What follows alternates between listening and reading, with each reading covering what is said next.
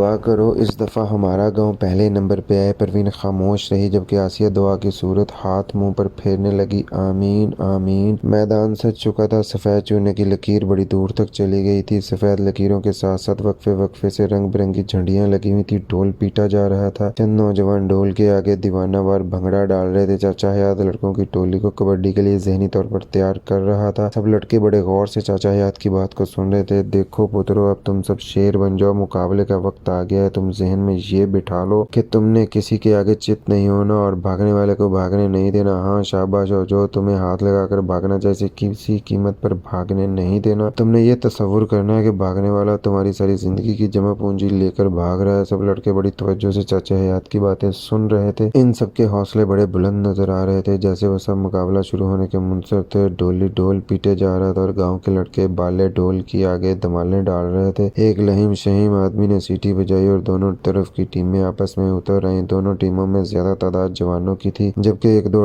अधीड़ उम्र भी इनमें शामिल थे और वो बड़े मंजे हुए खिलाड़ी दिखते थे। दोनों टीमों के खिलाड़ियों ने एक दूसरे से हाथ मिलाए और वो फिर अपनी अपनी पोजीशनों पर चले गए। कबड्डी का मैदान एक वैली पे मुहैया था। दोनों टीमों के जवान आमने सामने खड़े थे और इनका दरमियानी फासला 200 गज का था। दोनों टीमों के बिल्कुल दरमियान में दो बुर्जियां बनाई गई थी और इसके दरमियान सफेद चुनने की लाइन खींच दी गई थी। ये विन लाइन थी। खेल शुरू होते ही एक टीम के खिलाड़ी को ये विन लाइन क्रॉस करके दूसरी टीम के जत्थे के करीब जाना था और कोडी कोडी करते हुए मुखालिफ टीम के किसी भी खिलाड़ी को हाथ लगाकर वापस भागना था और इसने हाथ खिलाड़ी की पुश्त पर मारकर भागना था। पुश्त पर हाथ खाने वाले ने मारने वाले के पीछे भागना था और मारने वाले ने किसी भी सूरत विन लाइन को क्रॉस करके वापस अपने साथियों में जाना था। इस तरह मारने वाली टीम का एक पॉइंट हो जाना था और अगर बिलफर्ज पुश्त पे मारकर भागने वाला हाथ खाने वाले के काबू में आ जाता, विन लाइन क्रॉस ना करता, तो हाथ खाने वाली टीम का एक पॉइंट होना था। तेरे ख्याल में हमारी तरफ से कौन सा लड़का कोडी डालने वाला निकलेगा? दीनू मोची शरफुनाई को टहोका मारते हुए बोला। मेरे ख्याल से पहले फीका निकलेगा, शरफुनाई बोला। नहीं नहीं, पहले दासू निकलेगा, दीनू मोची नफी करते हुए बोला। तेरी माँ का कसम निकलेगा। बशीर कुमार दीनू से उकताया हुआ बैठा था। वो मुंह में बुड़बुड़ाया। इसकी बात दीनू के कान में चली गई। वो गला खंगार के शरफू से बोला। शरफू, कभी तूने खोते को पागल होते हुए देखा है? खोते को पागल होते हुए? शरफुनाई सवालिया अंदाज में बोला। बशीर कुमार के एकदम कान खड़े हो गए। वो कनखियों से दीनू की तरफ देखने लगा। यार, हल्काए खोते को देखा है जिसके मुंह से जग निकल रही हो, जिसकी आंखों में काला मोतिया उतरा होता है? बोला, देखा है कभी? नहीं तो, शरफू ताज्जुब से बोला। तो देख ले, तेरे साथ ही खड़ा है। दीनू बशीर कुमार की तरफ इशारा करते हुए बोला। शरफू नाई ने गड़बड़ाकर बशीर कुमार की तरफ देखा तो इसकी आंखों में खून उतरा हुआ था। मूंछ की नोकें ऊपर को उठ गई थी। गर्म सांसें इसके नथनों से निकल रही थी। ओए शरफू मित्र, तूने कभी मुए कुक्कड़ को देखा है जिसको कुकड़ियां ठुंगे मार के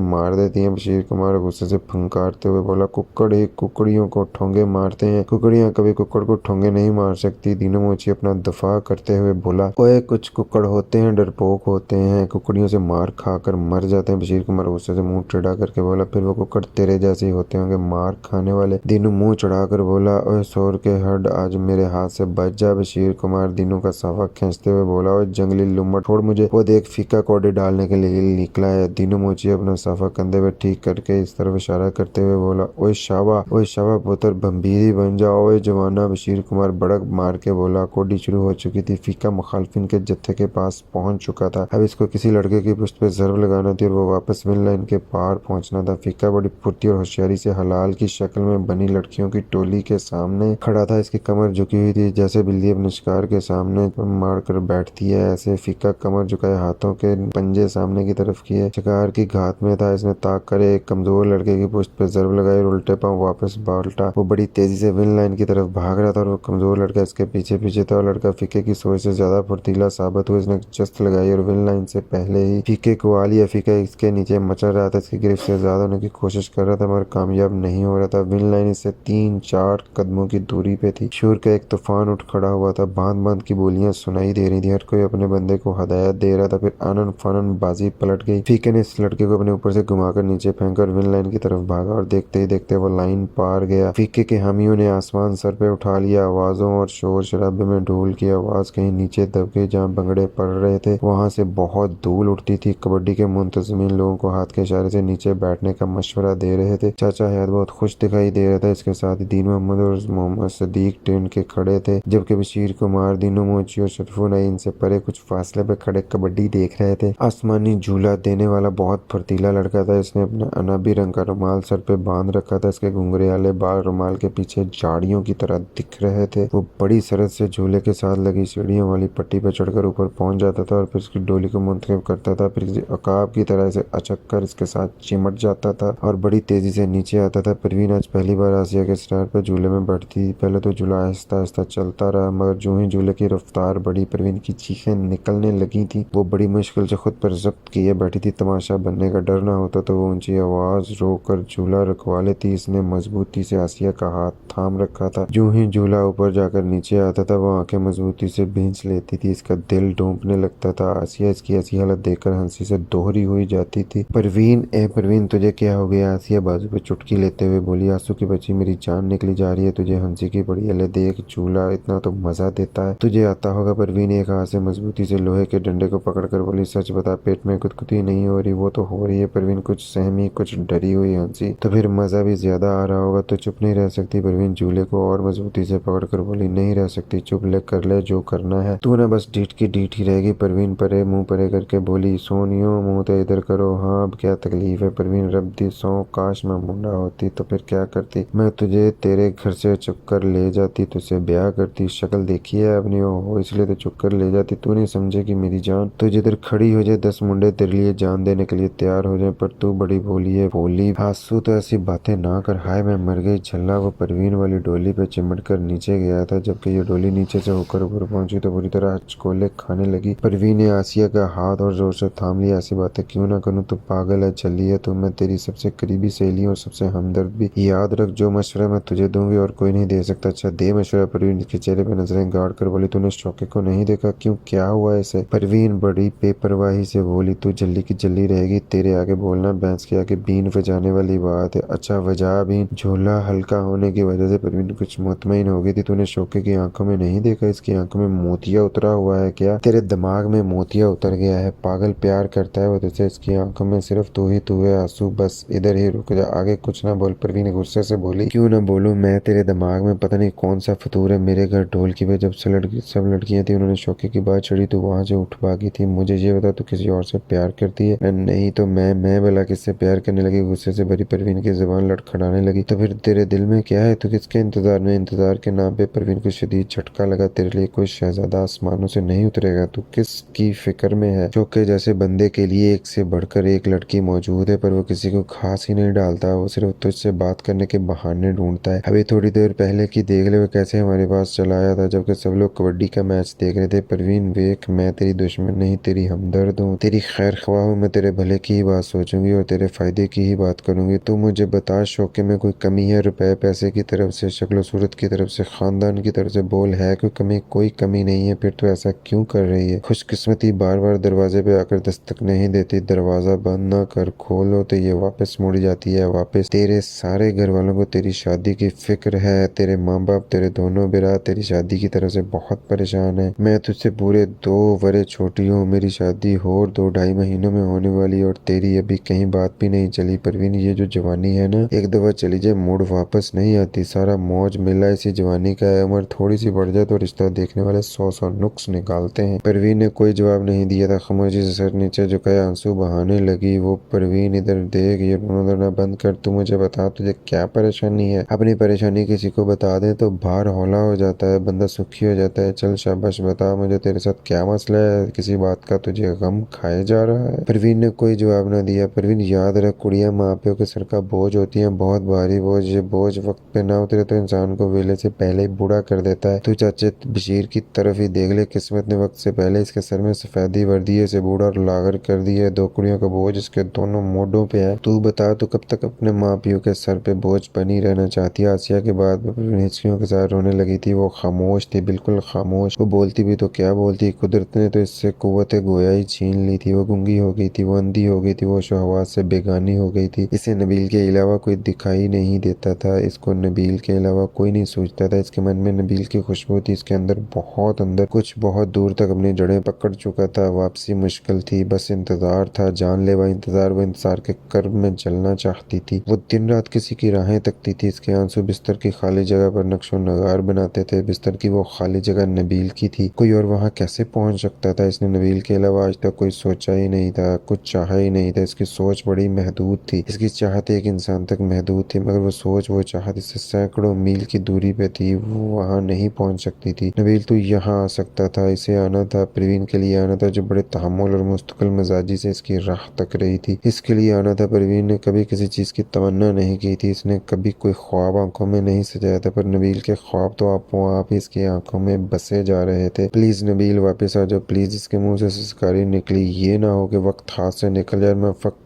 सवालिया निशान बन के रह जाऊं। इससे पहले कि उड़ती मोहब्बत के पर काट के जिंदान में बंद कर दिए जाए, इससे पहले कि फूल टहनी पे सूख के जमीन पे गिरे और पैबंदे खाक हो जाए। नबील मैंने तो तुम्हारे कहने पे पढ़ना भी शुरू कर दिया, और हाँ मैं लिखने भी लगी हूँ। गीली रातों में ठहरती हुई नज़में, सुनसान रातों में आसमान पे उड़ते हुए परिंदों की गज़लें। जब लंबी दोपहरों को कोयल कूकती है तो तुम मुझे बहुत याद आती हो। मैं इस वक्त अपने बिस्तर पे पहलू बदलती हूँ, मगर तुम मेरे पास नहीं होते। हमेशा की तरह पास होते हुए भी बहुत दूर होते हो। जो बारिश के बाद कौसे कज़ाह बनती है तो मैं तुम्हें इसमें तलाश करती हूँ, मगर तुम वहाँ भी मुझसे पर्दा कर लेती हो। मुझे बताओ कब तक यूं ही तड़पाओगे? मेरे अंदर प्यार के समंदर ठाठे मारते हैं। मैं सैदा माई की तरह तुम्हारे सीने से लगकर सोना चाहती हूँ। नबील मैं सारी सारी रात जागती रहती हूँ, मुझे नींद नहीं आती, मैं क्या करूँ? ये मेला लोगों से भरा पड़ा है, लेकिन मेरे लिए खाली है, बिल्कुल खाली। थोड़ा अर्सा पहले आए हुए नबील के खत ने परवीन को बहुत हौसला बख्शा था, मगर अब आसिया की बातों ने परवीन को अंधेरे कुएं में धकेल दिया था। इसके सामने मेला पूरे जोबन पर था, मगर इसके लिए ये सब बहुत बेरंग था। उदासी में इसे सब कुछ उदास लगने लगा था। झूले, खेल, तमाशे, बाजे, गाने, मिठाइयों और पकवानों की खुशबू, कुछ भी तो अच्छा नहीं लग रहा था। फिर आसिया परवीन को लेकर मजार की तरफ चली गई। मजार पर खूब रौनक थी, ढोल बज रहे थे, घुंघरू छनक रहे थे, धमालें डाली जा रही थी, चादरें चढ़ाने वाले और तबर्रक लेने वालों का इज़्तिहाम था। आसिया और परवीन इस उम्र रसीदा मलंग के सामने जा खड़ी हुई, जिसे अकीदतमंद शाहजी के नाम से पुकारते थे और जो लोगों की आसें मुरादें पूरी करने के लिए दुआएं मांग रहा था। अपनी बारी आने पे परवीन शाहजी के सामने पहुंची तो वो यकटक इसे देखते चले गए। इससे पहले कि परवीन कुछ कहती, शाहजी बोले, हम तेरे दिल की बात जानते हैं बेटा, और ये भी जानते हैं कि एक आस ने तेरे दिल में बड़ी देर से घर कर रखा है। आस और तकदीर में टाकरा है बेटा, पता नहीं आस जीतती है कि तकदीर। वैसे निराश होने की लोड़ नहीं, हो सकता है आस ही जीत जाए, लेकिन इसमें वक्त लगना है और इंतजार भी बहुत करना पड़ेगा, बहुत ज्यादा। परवीन हैरत के आलम में हंसती रही। परवीन के बाद आसिया शाहजी के सामने आई। शाहजी ने इसे भी चंद बातें बताई, फिर वो दोनों सजूम से निकलकर मनियारी की दुकानों की तरफ चल दी। आसिया बड़े तजस्सुस से परवीन को देखती चली जा रही थी। आखिर दिल की बात इसकी जुबान पर आएगी। पीनो, ये शाहजी तेरी किस आस का जिक्र कर रहे थे, मुझे क्या पता? परवीन ने अदा से कहा, तुझे सारा पता होगा, वैसे तू वैसे ही बड़ी गिन्नी बनती है। शाहजी बड़े पहुंचे हुए हैं, कभी कोई गलत अंदाजा नहीं लगा सकते। बता क्या आस है तेरे दिल में? जवाब में परवीन मसलसल से टालती रही। आखिर आसिया सर हिलाकर बोली, मैं समझ गई, अगर कुछ और नहीं तो ये वही लड़कियों के स्कूल वाली बात होगी। तेरे दिमाग में ये प्रोग्राम घुसा है कि तुमने गांव में लड़कियों का स्कूल खोलकर छोड़ना है ना, यही बात? परवीन ने अपनी जान छूटते देखी तो बड़े तरीके से कुछ झिझक कर आसिया की हाँ में हाँ मिला दी। फिर बातों का रुख स्कूल की तरफ मुड़ गया। स्कूल का मंसूबा कई महीनों से परवीन के जहन में परवान चढ़ रहा था। पता नहीं क्यों कभी कभी इसे लगता था कि वो किसी का घर बसाने और उसकी शरीक हयात बनने के लायक नहीं रही है, और अगर वो ऐसा करेगी तो अपने साथ अपने शरीक हयात के साथ बहुत बड़ा झूठ बोलेगी। और अगर इसे घर नहीं बसाना और बस नबील का ही इंतजार करना था तो फिर इंतजार के पहाड़ों से बोझे लम्हे काटने के लिए कोई वसीला तो होना चाहिए था। यही वजह थी कि स्कूल का मंसूबा दिन ब दिन इसके जहन में पुख्ता तर होता जा रहा था। अचानक परवीन और आसिया को अपनी बातों से चौंकना पड़ा। ढोल की जोरदार आवाज इनके कानों में पड़ने लगी थी। एक बहुत बड़ा जुलूस नाचता झूमता इनकी तरफ आ रहा था। जुलूस के शुरका ने बहुत से लंगोटी पोश लड़कों को कंधों पर उठा रखा था। लड़कों के गलों में हार थे। जुलूस करीब पहुंचा तो हर तरफ से मुबारकबाद और खैर मुबारक का शोर बुलंद होने लगा। सबसे आगे चाचा हयात, दीन मोहम्मद, फजलू चाचा, शरफू ने सब खुशो खरम चले आ रहे थे। चाचा हयात तेजी से चलकर परवीन और आसिया के पास आया। खुशी से लरजती हुई आवाज में उसने कहा, परवीन पुत्र, आसिया पुत्र, अपना गाँव कबड्डी जीत गया है। इसके साथ ही एक दूसरे बुजुर्ग ने आगे बढ़कर गर्मा गर्म जलेबियां परवीन और आसिया के सामने कर दी। परवीन और आसिया को यूं लगा जैसे हर तरफ खुशी और जोश का समुंदर लहरें ले रहा है। खुशी के इस ठाटे मारते माहौल में तीनों मूची और बशीर कुमार अपनी नोकझोंक भी जारी रखे हुए थे। इनकी बातों पर बार बार जबरदस्त कह कहे गूंज रहे थे। कबड्डी के बाद गाँव के अक्सर लोग मजार पर हाजिरी देने चले गए। इनको वापस आते आते इतनी देर हुई कि सूरज डूब गया। अब हर शख्स को गाँव वापस पहुँचने की जल्दी थी। इस मौके पर शौके ने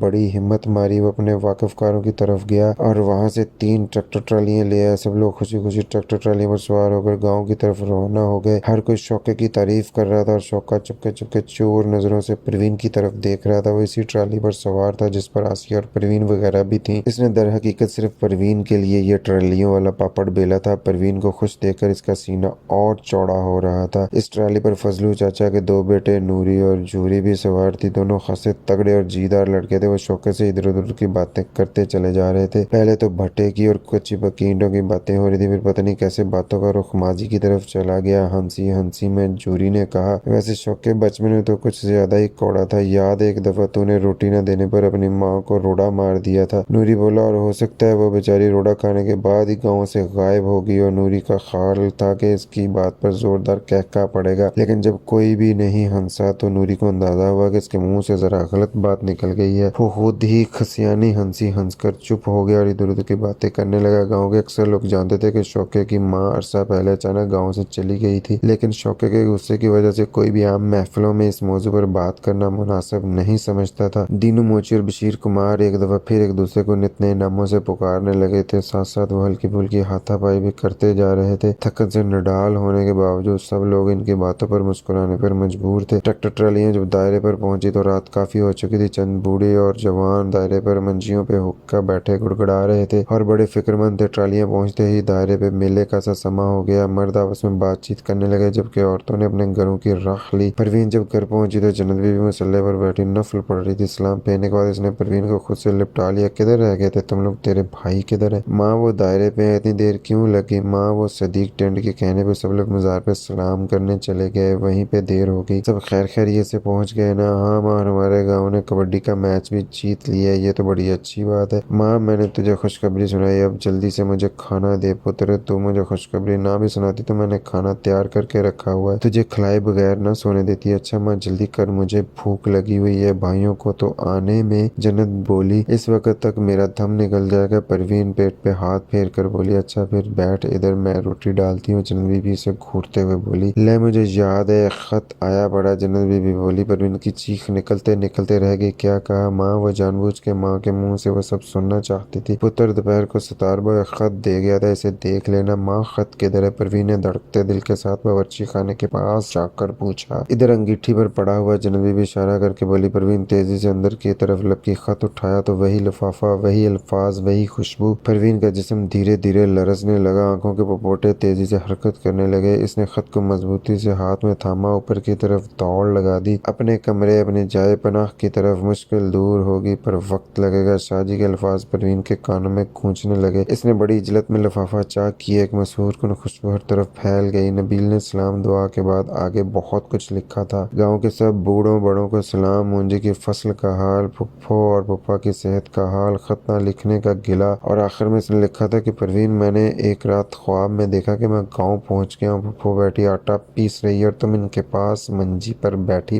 पढ़ रही हो। तुम्हारी आंखों पे चश्मा लग चुका है, तुम बहुत पढ़ाकू हो गई हो। तुम्हारी मंजी के नीचे चूजे फिर रहे हैं। एक मुर्गी तुम्हारी चप्पल पे बीट कर देती है, तुम चप्पल पहनती हो तो आगे तुम्हें खुद पता है कि क्या हुआ होगा। खत के आखिर में लिखा था कि मैं बहुत जल्द गाँव आने का सोच रहा हूँ। मैं तो सोचता हूँ वहीं कहीं जमीन ले लूं और मुंजी की फसल बीज दूं। सुबह सुबह उठकर पप्पा के साथ खेतों में जाया करूं, हर तरफ हरियाली देखा करूं। फिर मेरे लिए भी कोई खेतों में मक्खन के पेड़े और चाटी की लस्सी लेकर आया करे। मैं रोटी के साथ अचार लगाकर घूंट घूंट लस्सी पिया करूं। खत पढ़ने के बाद सुकून और बेचैनी की लंबी चादर एक साथ इसके वजूद में बिछ गई थी। नबील को खत में ऐसी बातें नहीं लिखनी चाहिए थी। परवीन का पिंडा लो देने लगा था। इसके अंग अंग से हरारत फूट पड़ी थी जिसके दिल की बेतरतीब धड़कनों को तरतीब दे सकता था। वो यहाँ नहीं था, सैकड़ों मील दूर था। दर्द देने वाले के पास ही मरहम था। दर्द तो देर पहुंच गया था, मरहम अभी दूरी पे था। परवीन आ नीचे, खाना खा ले। माँ अभी आई, पहले खाने के लिए रट लगा रखी थी, खुद ही गायब हो गई है। जन्नत बीबी बड़बड़ाई से ये इल्म नहीं था कि परवीन खत लेकर ऊपर गई है। परवीन ने चुनरी उतारकर पलक के पाए पर धरी थी। वो चित लेटी थी, हाथ खुले गिरबान पे कागज का टुकड़ा यूं रखा था कि अरियानियत छुप गई थी। खत के अल्फाज इसकी धड़कन की एक एक जबान पढ़ रहे थे। तीनों बाप बेटा नीचे आ गए थे। फजलदीन और इल्मदीन माँ के पास बैठ गए थे जबकि दीन मोहम्मद हुक्का ताज़ा करने की तैयारी कर रहा था। इसे इल्म था कि परवीन थकी होगी, इसे उठाना मुनासिब नहीं होगा। माँ शौके से मिलकर मेरा दिल तो खुश हो गया, इल्मदीन कह रहा था। परवीन दरवाजे की ओर से इनकी बातें सुन रही थी। माँ मैं तो कहता हूँ जल्द से जल्द तो रिश्ते की बात चला। फजलदीन बड़ा पुरजोश हो रहा था, कहीं ये ना हो कि रिश्ता हाथ से निकल जाए। ऐसे रिश्ते बार बार नहीं मिलते। मिलते, अपने अब्बे को तो इधर ही बुला लो। जन्नत बीबी बोली। दीन मोहम्मद बिन के पास ही चला आया। अब्बा आप इधर बैठे, मैं हुक्का ताज़ा कर देता हूँ। इल्मदीन फरमाबरदारी से बोला। ओए नहीं पुत्र, रहने दे, तुम शहरी बहू हो, तुम्हें ये काम नहीं होने वाला। अब्बा शहरी बहू तो अब बनाओ, पहले तो पेंडू ही था और अभी वही हूँ। इल्मदीन की बात पर सब हंसने लगे। ओए मेरे पेंडू पुत्र, फिर तंबाकू जरा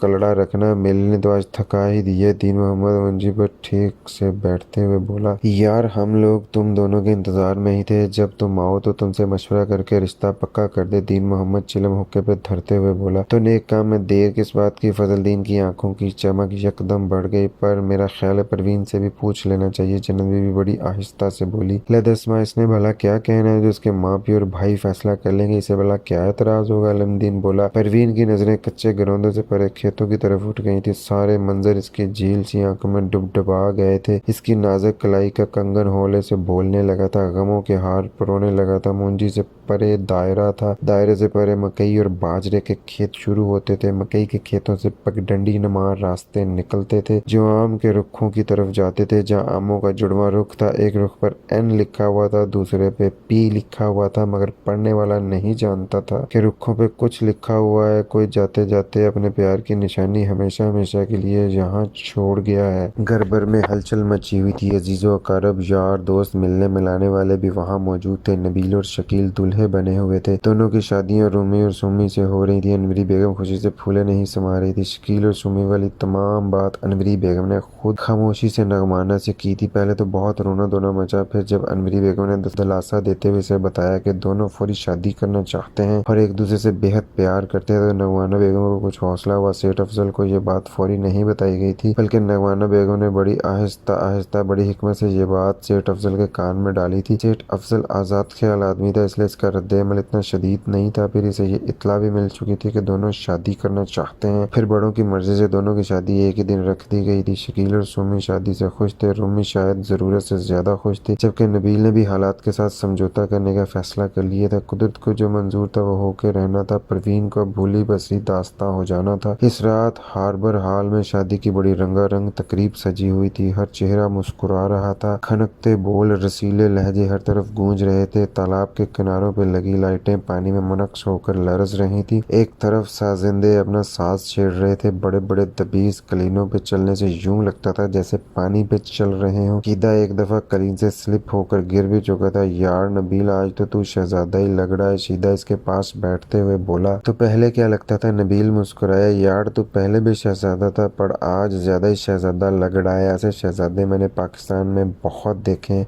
कहाँ पर? नबील गले में पड़े गुलाब के हार को ठीक करके बोला। शालमी की दुकान पे। यार शालमी की दुकानों पे? मैं कुछ समझा नहीं। नबील बोला। शालमी की दुकानों? यार खिलौनों की दुकानों पे जो चीनी गुड्डे होते हैं ना, तो बिल्कुल इन जैसा लग रहा है, चीनी गुड्डों जैसा। सीधे मुझे लगता है तेरे सर में मोंकी का दिमाग है। यार ये मोंकी क्या होता है? शीदा अपनी दानिश में खुश होकर बोला। बंदर। बंदर देखा है तुमने? नबील मुस्कुराते हुए बोला। नहीं। शीदा बोला सा मुंह बनाकर बोला। यार लगता है मौलवी साहब इधर ही आ रहे हैं। शीदा तेजी से उठते हुए बोला। तुझे खा तो नहीं आ रहे? डर के भाग क्यों रहे? नबील इसे बिठाते हुए बोला। यार तेरा निकाह शुरू होने लगा है। शीदा जैसे नबील को याद दिलाते हुए बोला। अच्छा फिर दफा हो यहाँ से। नबील इसे उठने का इशारा करते हुए बोला। मौलवी साहब आए तो निकाह शुरू हो गया। निकाह हो चुका था। नबील बेगम का चेहरा खुशी से अनार की तरह सुर्ख हो गया। इसकी आंखों में आंसू उमड़ आए थे। आंसुओं को भी किस्में होती हैं, कुछ बाहर गिरते हैं और अपना आप मनवा लेते हैं, कुछ मन के अंदर ही अंदर गिरते हैं और झुलसा देते हैं, सुलगा देते हैं। कई आंसू एक साथ नबील के मन में भी गिरे। फिर इन गिरते आंसुओं ने आबशार की शक्ल धार ली थी। फिर पानी खुश्क हो गया,